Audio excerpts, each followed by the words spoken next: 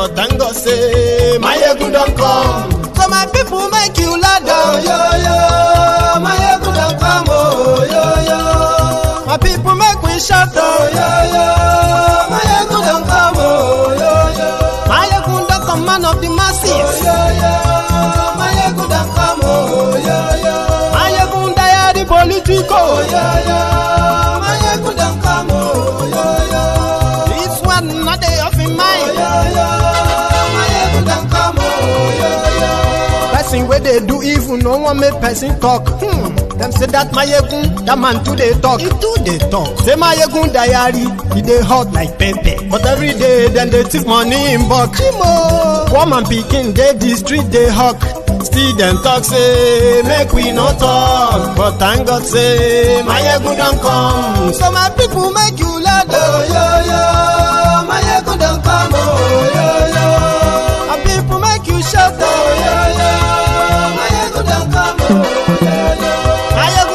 Man of the masses, Mayegun don come, oh yo yo. Mayegun diary politico, oh yo yo. Mayegun don come, oh yo yo. This man not dey off in mind, oh yo yo.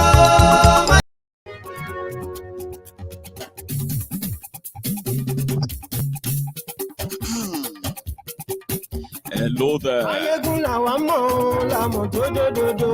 Mayegun diary, Mayegun. Good morning to you, good afternoon to you, and good evening to you from wherever you are watching from. This is Mayegun Live.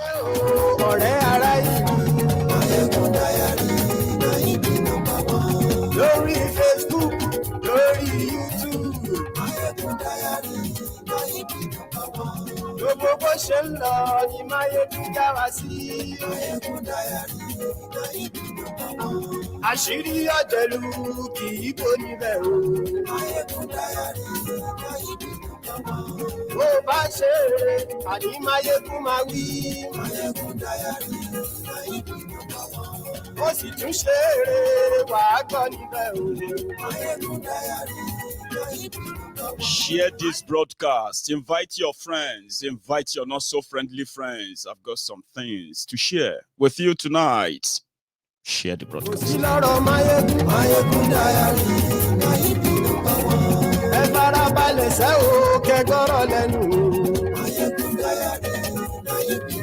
Àní Mayegun làwa mọ̀ dódódódó. Mayegun diary,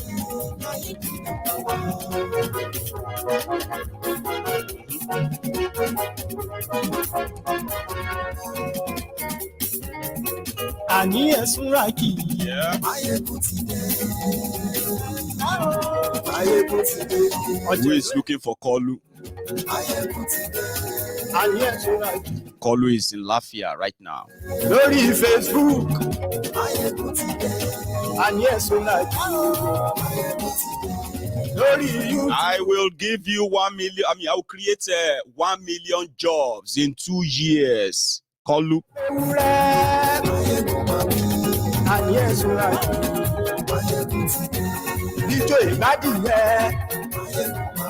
APC should be so grateful. Nigerians should be so thankful because Tinubu agreed to be APC, Egbekegbe's candidates.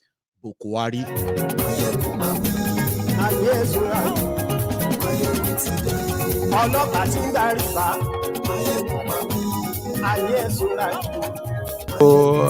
This change of currency, I think there will be people a lot of money. But time has been given from October to December, 3 months. Is enough, whatever money you have, to get it changed through a legal system. So I don't know why people are complaining about it. So despite the complaint, there's no going back on the policy? No, there's no going back. There's no going back. My aim is to make sure that Nigerians believe that we respect them as an administration. So Nigerians should vote for whoever they like from whichever party. Nobody will be allowed to mobilize resources and thugs to intimidate people in any constituency. That's what I want to go down into Nigerian history for, as a leader. You are the chairman of the Presidential Campaign Council of your party. What are the chances of your party winning the elections? What are the chances of my party not winning the election? We are going to win this election. Tinubu, the presidential candidate, is a very well-known politician in the country. He was a 2 times governor in his state, Lagos. Resource-wise, the most resourceful state and the most visited state. So I think the party was lucky to get him accept, to be its candidate. So how healthy is my president?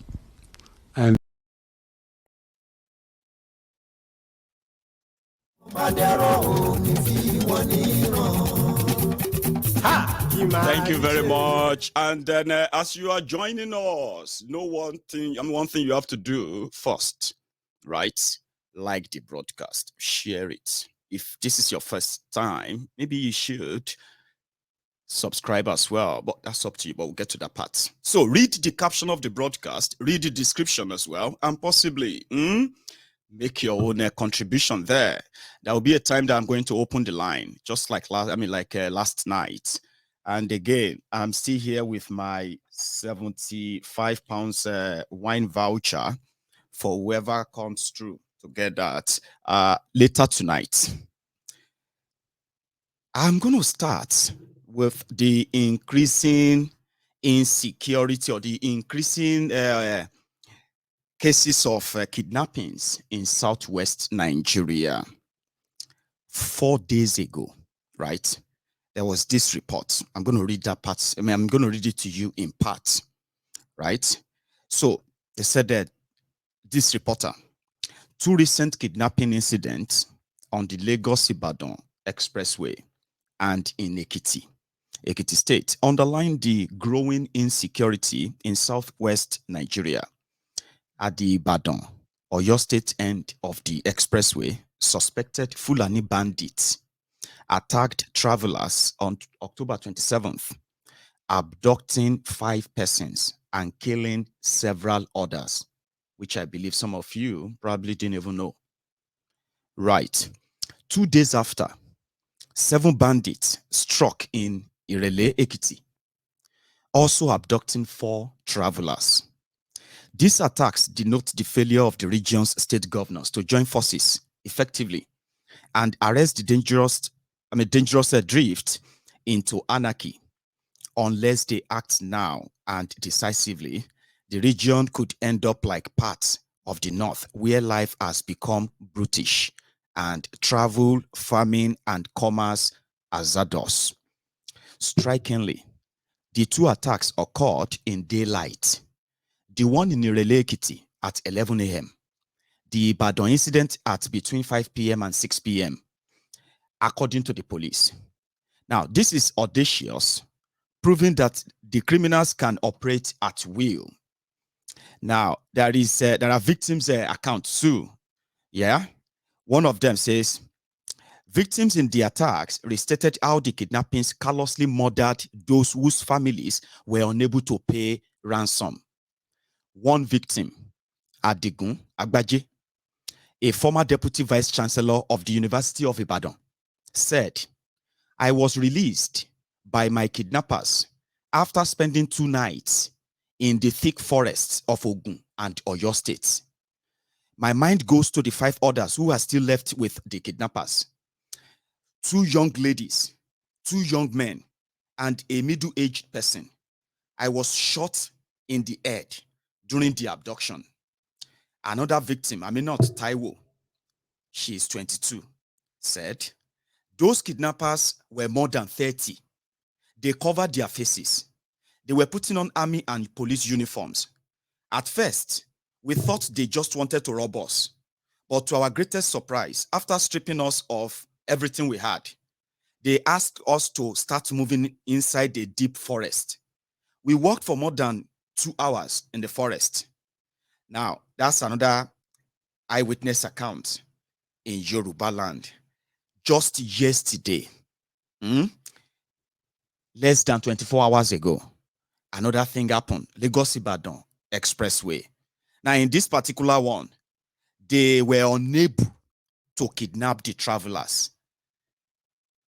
The terrorists, right, stopped all the travelers, all the moving vehicles on Lagos Ibadan Expressway at that Ishagam interchange exactly, and they started shooting at them, shooting at those, everything moving. Some people sustained gunshots wounds, and but nobody was kidnapped because police were able to like come in, and there was like exchange of fire and the rest, and they left. Not a single terrorist was arrested or shot, as we know. Now, from that, according to that report, yeah, they said, hang on, right, said the passengers and the drivers, right, from what they learned, they said gunmen stormed the road from a bush before the Shagam interchange and started shooting at the bus. The passengers and the driver were said to have scampered for safety as some hid under the bus. However, the intervention of policemen in the area foiled the attack. Now, a video taken after the incident and obtained by this reporter showed people writhing in pain on the ground. I have the video, but some of them are so bloody, I can't really share them. We probably will never have chance of coming back to this video again. It will be taken down because of the graphic nature of that clips, right? Some of you must have seen them. And as usual, you probably just feel like, well, I mean, you are not a victim yet. So thank God. Abi, you move on. Anyway, from that report, right, a man who survived the bullet wound, wounds, said, I thought I was dead, in quote, having been shot by them. They faced our vehicle, shooting at us. We all lay down except the driver, who was the target. They thought we were all dead and retreated into the bush. The joint patrol team of police officers from Ogun and Oyo State arrived at the scene later, after they have left, okay? Well, another person said, well, that's a police report, which I don't believe. I'm sorry. I don't trust them. You remember that early this year, when we were covering the increasing Fulani terrorists in Yoruba land, especially, right, the escalated terrorism, which are so underreported, though. And I've told you many times that one of the things that as Yorubas, we should hold against all the political office holders in Yoruba land, their godfathers, their political parties, because it was like a consensus. People are dying. People are being stripped of their life savings. People are selling their properties to pay ransom in Yoruba land. And because the politicians believe that any torchlight, any attention on it is going to deprive them the opportunity of ruling Nigeria. So to them, we can bleed silently and die silently. They are not really the priority, which sadly, most of those who follow them actually also believe this too. Like, what do you want them to do? Do you want them to go and carry guns? They have resources, right? Both human and then other resources to actually counter this, right? But you know why? They won't. It is not good for political business. One of the things that will never make any of them in any way, or should never make any of them appeal to you by using the line of Yoruba, we are Yoruba, Yoruba this or Yoruba that. They are watching. Ordinary local security, which they promised, they couldn't give. And with that, simply because giving that, we'll probably give them, show the green light that, you know what, gradually, right, or officially, Nigeria is breaking. Something that is the nightmare of the terrorist political office holder in northern Nigeria, something we have been dragged into. Now, I don't know when or how it's going to be your turn, my turn, or anybody's turn before this ends, or it will never end as long as Nigeria exists. Abi? Now, talking about what Buhari said earlier, before I came on, I saw the news where dollars, Nigerian naira to dollar, has now come down to somewhere around the 659 to between 660 naira and 690 naira. Now, I think I've said something similar on this in the past, that if you want to know how terrible and horrible APC, Egbekegbe, how they are, right? Look at what how they have played with your lives back and forth, right?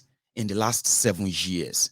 For example, they promised you that the worst you should be paying for a liter of fuel in Nigeria should not be more than 40 naira. They told you that it doesn't make any sense for you to be exchanging a dollar for 200 naira back then. Now, this is what they have done. When they came in from 87 naira, right? Your petrol pump price jumped to over 180 naira. You screamed, you shouted, they brought it down to 140 something naira. Then you accepted it. The people who promised you 40 naira per barrel, 40 naira per liter, because they are going to build you refineries and you are going to stop importing fuel. Now you are used to that 140 something naira. And according to them, you could be paying over 500 naira. You should be grateful to them that they haven't given you one single refinery. They haven't fixed any of the ones they met, right? And you are paying almost double, if not triple, of what you used to pay that they rejected or you rejected. That's APC. Be grateful. Say thank you. Same thing with your, with your currency.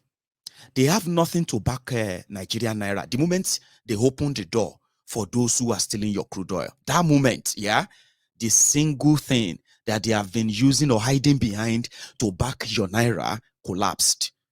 Then the free fall started before the money changing and every other thing they are doing now, okay?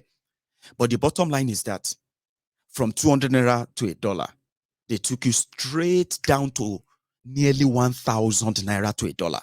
But it didn't just happen that way, right? In 7 years, how did it start?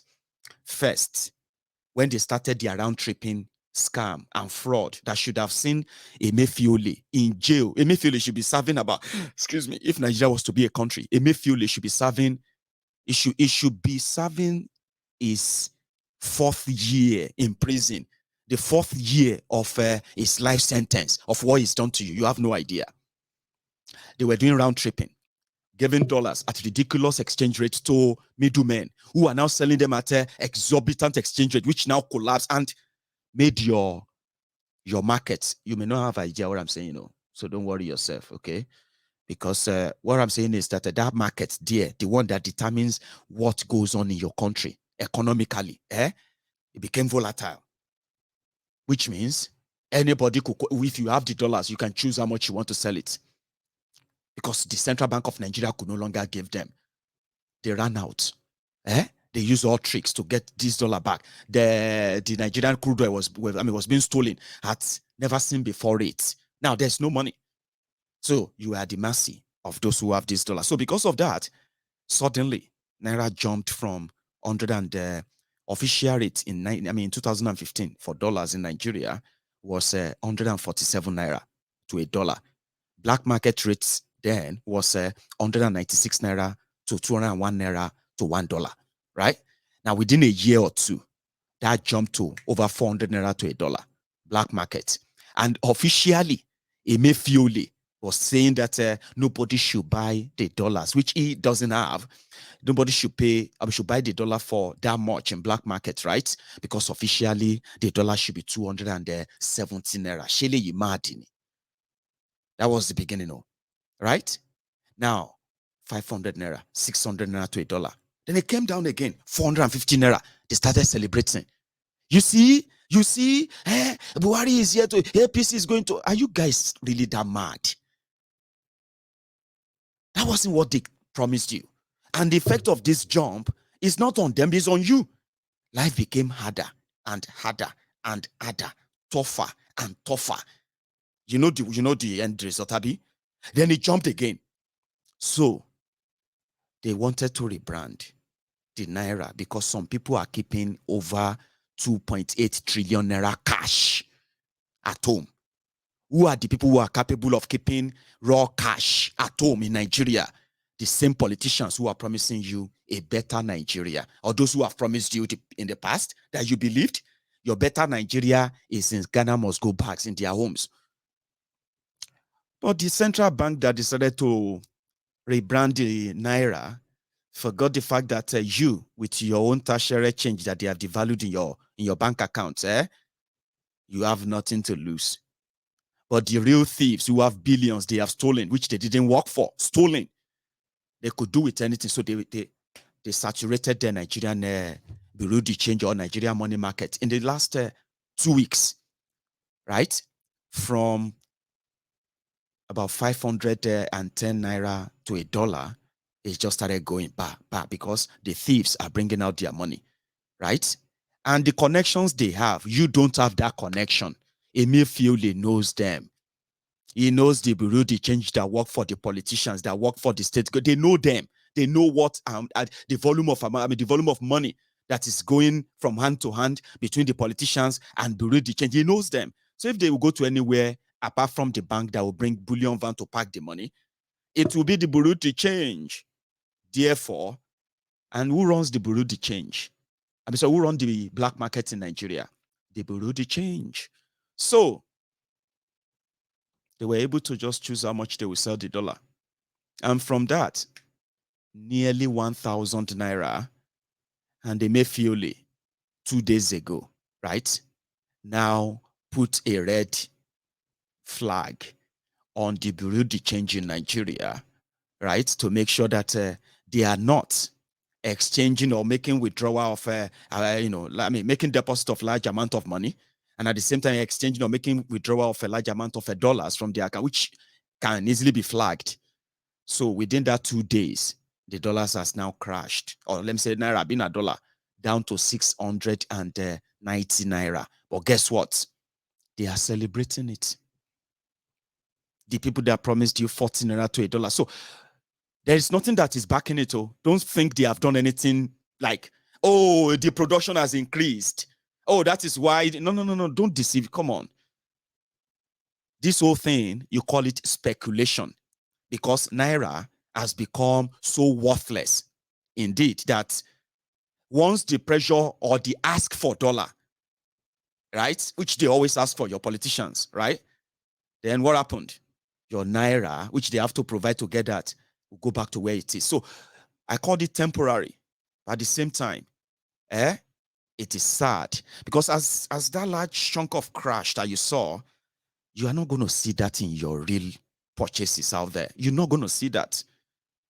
And that's the exact inflation they've brought that is not leaving you and probably helping 128 million people to feel comfortable in the basket of poverty they have created. Nothing is done, nothing. Just speculation. So you will pay the difference. However, according to Buhari, there is no going back. And if you think they won't win, who is then going to win? I'll play this again. Then we'll go to Nasarawa. A quick one. So this change of currency, I think there will be people a lot of money. But time has been given from October to December, 3 months. Is enough, whatever money you have, to get it changed through a legal system. So I don't know why people are complaining about it. So despite the complaint, there's no going back on the policy? No, there's no going back. There's no going back. My aim is to make sure that Nigerians believe that we respect them as an administration. So Nigerians should vote for whoever they like from whichever party. Nobody will be allowed to mobilize resources and thugs to intimidate people in any constituency. That's what I want to go down into Nigerian history for, as a leader. You are the chairman of the Presidential Campaign Council of your party. Yes. What are the chances of your party winning the elections? What are the chances of my party not winning the election? We are going to win this election.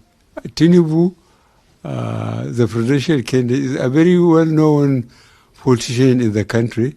He was a 2 times governor in his state, Lagos.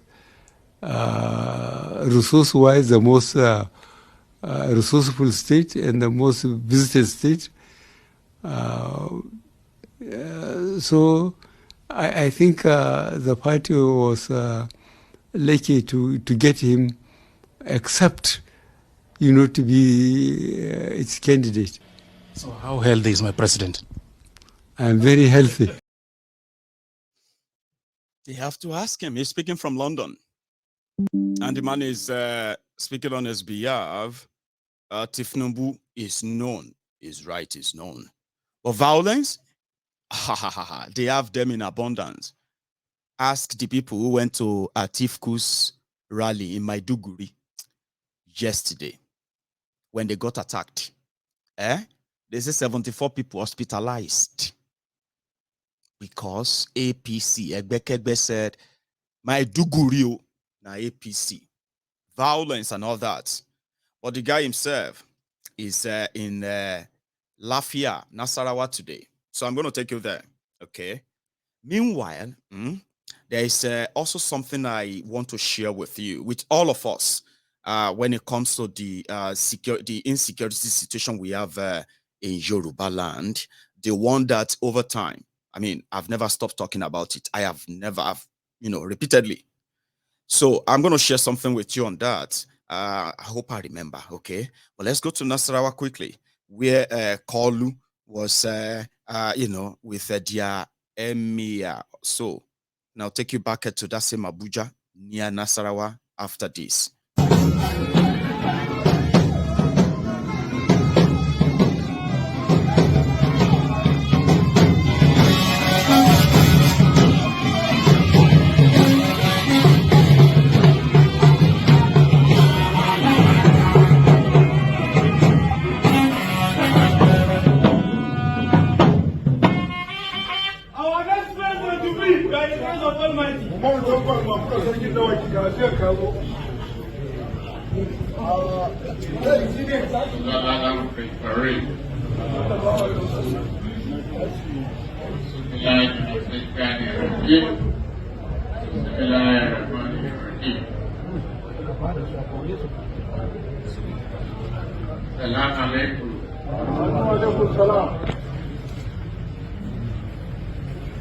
Your Royal Highness,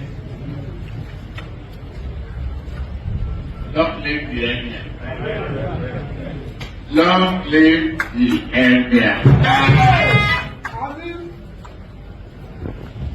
I say once again, long live the Emir. As the Royal Father, this is my first time in this palace. I know our Royal Father for several years now. He's a man of immense character, a man of courage,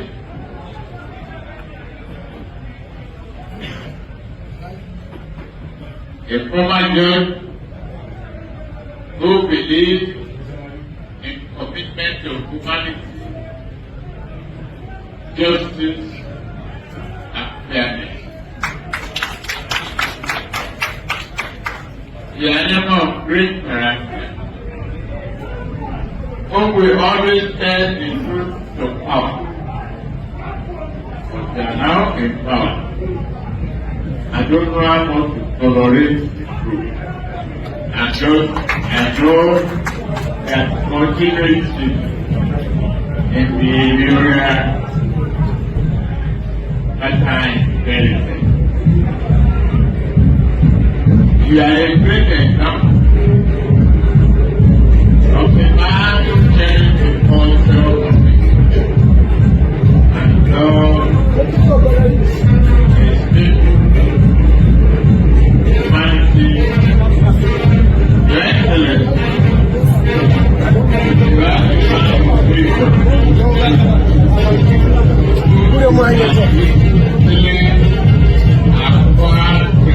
Who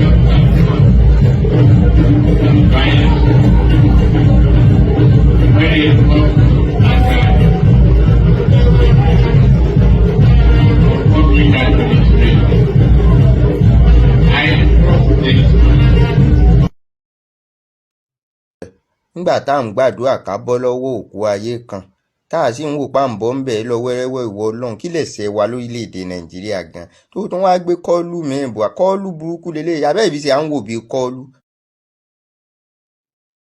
So Kolu was in Lafia today, and he confessed that Nigeria and Nigerians are under the shackles of terrorism, under the shackles of poverty, and under the shackles of hopelessness.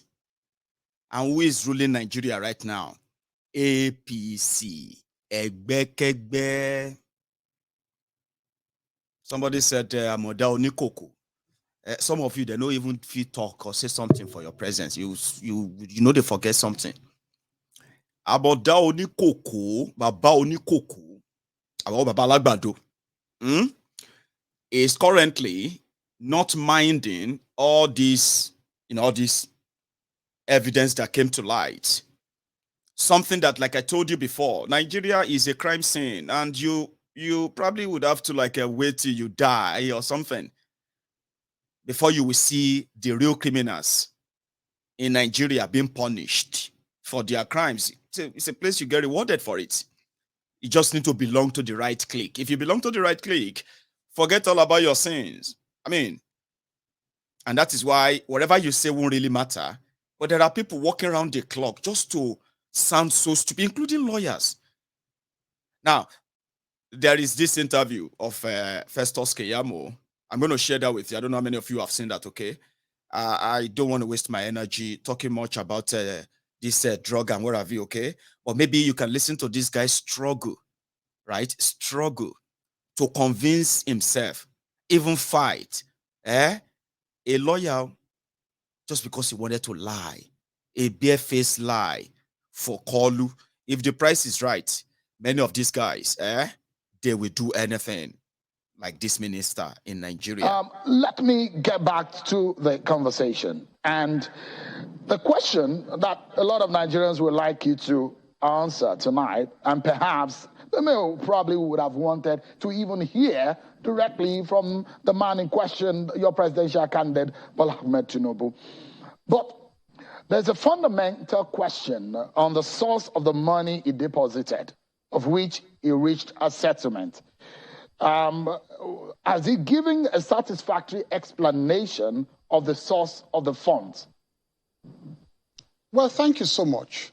Now, at that point, the burden was on the prosecution in the U.S., or from the states in the U.S., to prove that the funds were proceeds of narcotics.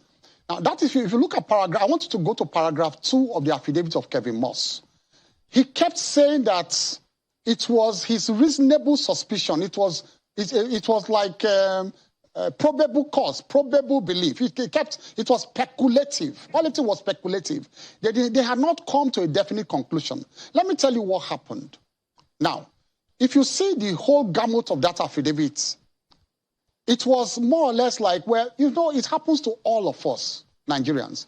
You go to a new land, you go to a new place abroad. Any Nigerian you see, especially from your own tribe, they become like brothers to you. You associate with them. You visit them. You may do 1 or 2 transactions. You may not exactly know what they are involved in. You may not know what they are involved in. It happens to all of us. And you can see that the whole of that investigation actually touched on 2 or 3 Nigerians. So let me admit that. That had nothing to do with Asiwaju. And I don't want to mention their names here. People should go and read about it because they have families in Nigeria. The other Nigerians, two of them, who were actually linked to narcotics. One of them was actually arrested.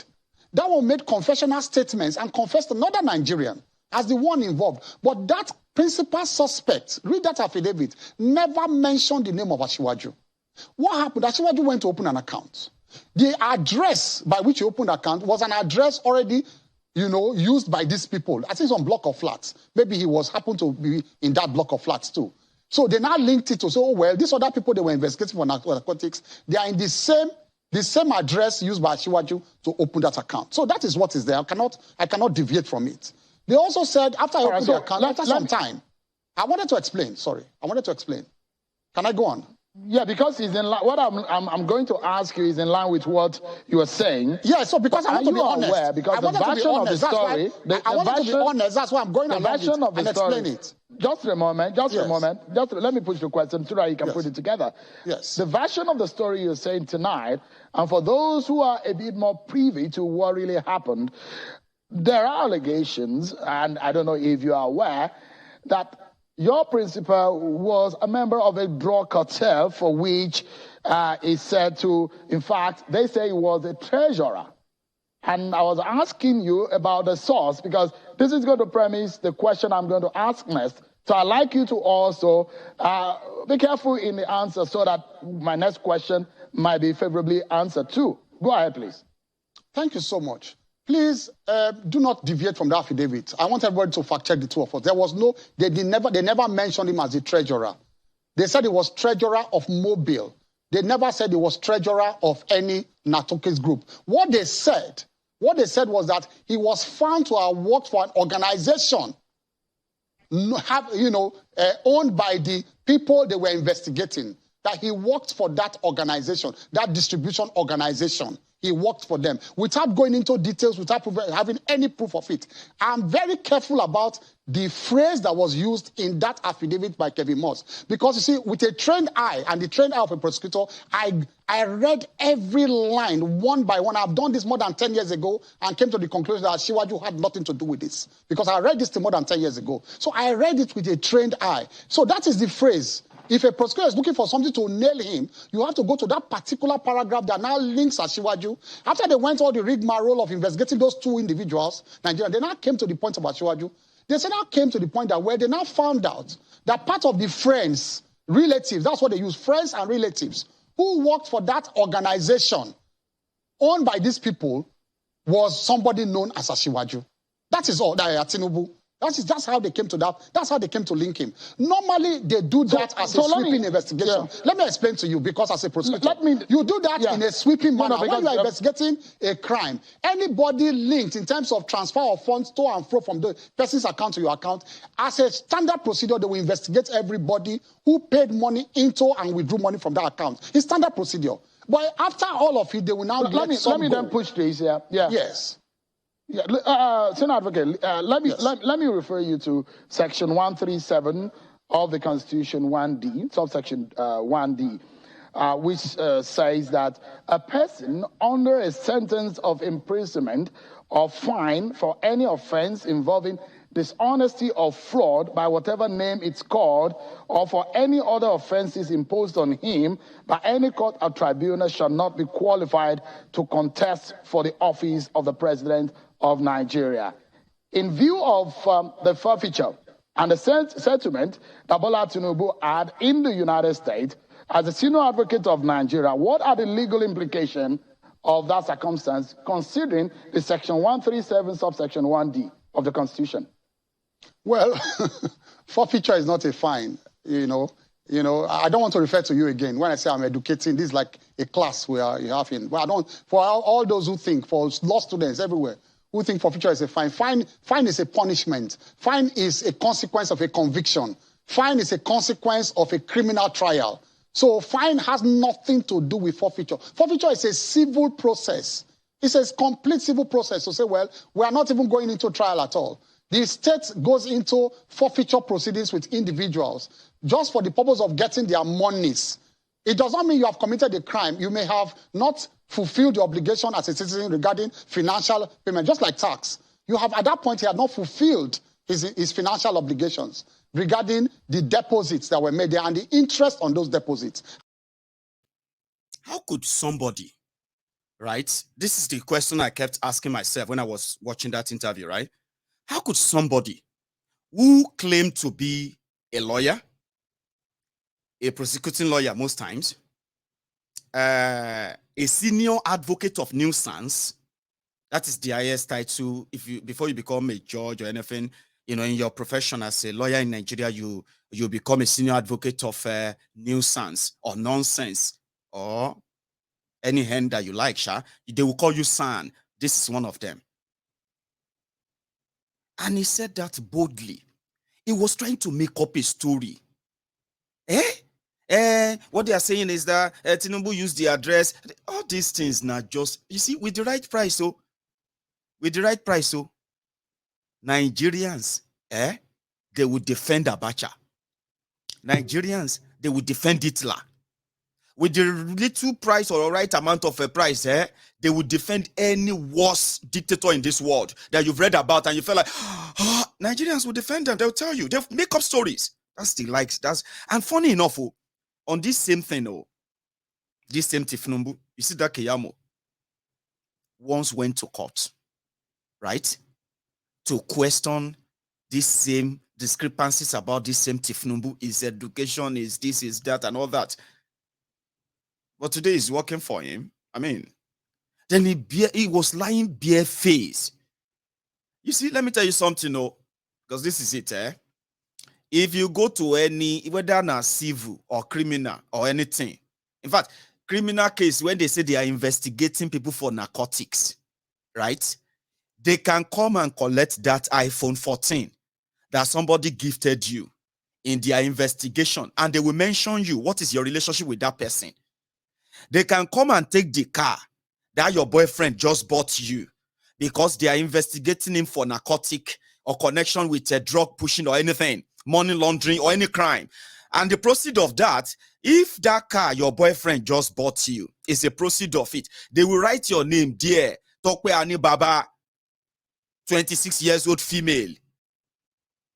She is the girlfriend to the narcotic member called so and so. You will be listed because you have taken part in from the, whether you know or unknown. That is where the issue of plea bargaining comes in. Okay, if you suddenly become the banker, or estate agent who is building or buying properties for narcotic or drug cartels, give me a sec. For narcotic or drug cartels, one day when they hold you, right, you would have to what? If you are smart enough, they will give you two options. Are you ready to give up all you know about these people and arrangement? If you are willing, right, and we know your involvement, we know how deep you are. But if you are willing to stand as a principal witness, right, for us, we can give you this deal, we can give you that deal. Now, in that deal, depends on your involvement. You might have to forfeit some of the proceeds of that crime. Now, this is where Tifnumbu, the treasurer of Mobile, at the same time treasurer of the drug cartel in Chicago, back in the late 80s and early 90s.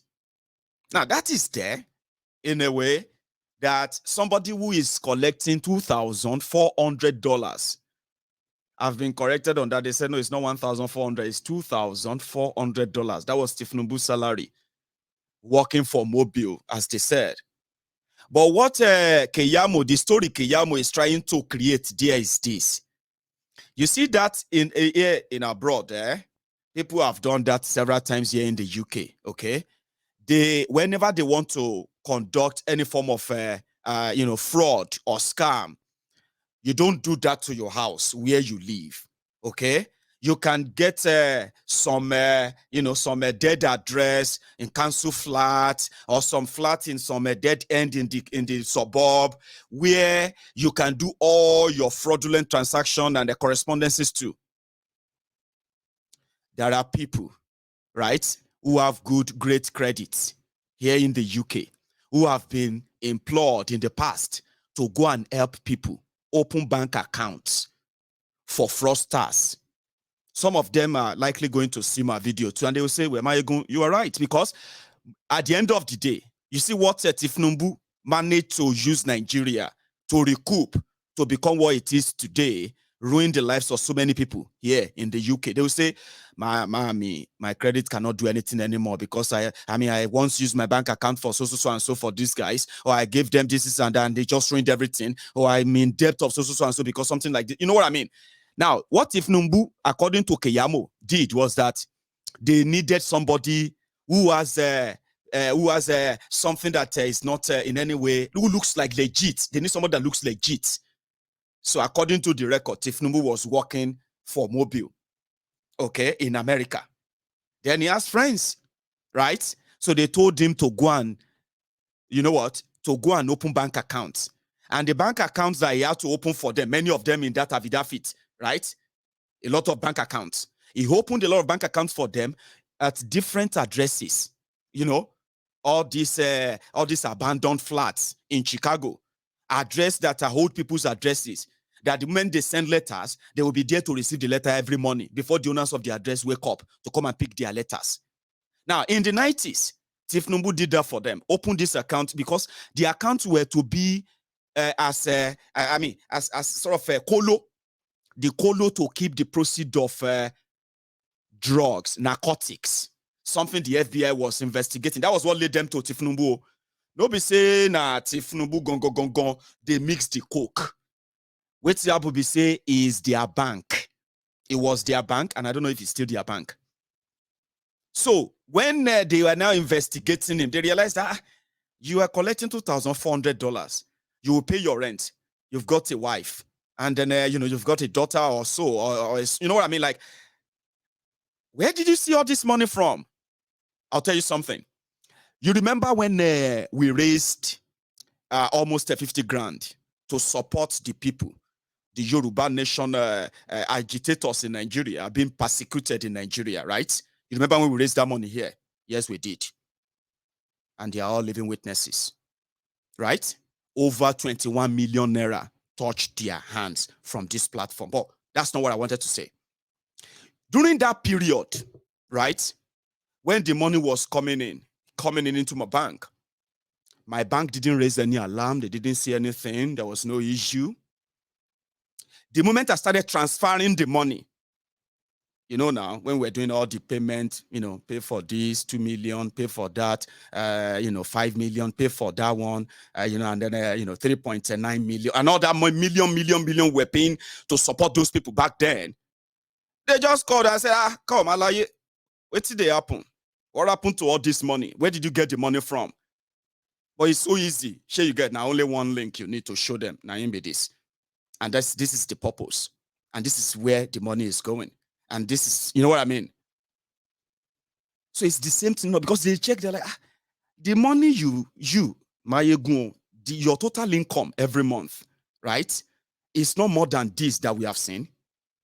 But in the last so weeks, we have seen what should have been times 2 to times 3 of your normal income coming into your bank like regularly and living at the same time. Is something wrong? Because I could be doing money laundering for criminals. That's exactly what they traced to Tinubu in 1992, 1993. The money you are making, your job, everything in you, even if you have stock, everything does not correspond with this amount of money, $1.8 million. Now, ordinary 50,000 pounds, less than 50,000 pounds was seen in my own bank account here in the UK. Imagine if they see 1.8 million pounds in my bank and I don't have any explanation for it. And I can't say, okay, fine. You know what? It's my money. I get you, blah, blah. Okay, I'll make a deal. I'll give you 1 million from it. My money. I won't part with my money. The only way you will part with any money is because it's not your money. Do you understand? Because they were like, okay, if you want to fight this, because we know this is a proceed of drug, narcotic and all that, okay? So if you want to fight it, yeah, we will take everything and we'll prosecute you. In fact, from the record they released, my brothers and sisters, from the records the American court released, they said Tinubu is even a snitch. It got to a point, he had to make a deal with them so that he can tell them everything they need to know by taking him off the defendant's list. He was to be a defendant. Then he became a principal witness. That's the story. That is what Keyamo is trying to twist, to change, to do all of that. But in Nigeria, like I said, criminals are their lords and saviors. So, I mean, I'm not surprised. With the right money, right? Somebody will not know you at all. He go to talk about you like, say, now your mama Now your mama born them. You grew up together. Pay them the right money. I've seen them. I've seen some of these hungry boys everywhere. They are willing. They are ready. And they are those who easily say, oh, what do you call it? It's because you hate him. Why should I hate anyone? Like, even you will like them, your life is not better. Sure you get. So, I mean, it's the narrative they have to create to defend the rogues. And Keyamo, a minister in Nigeria. Sure. Anyway, make I take you to Aba.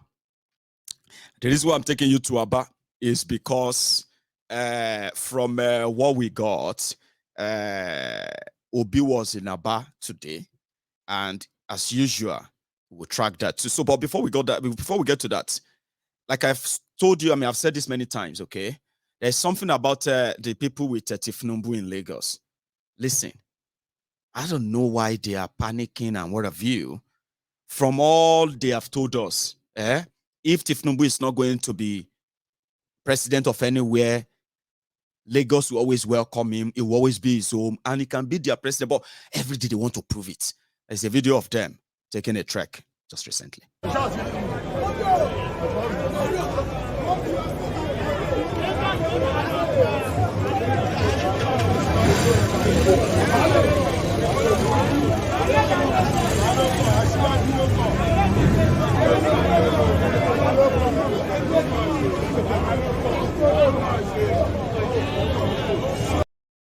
Hey, I've been able to share the house spots.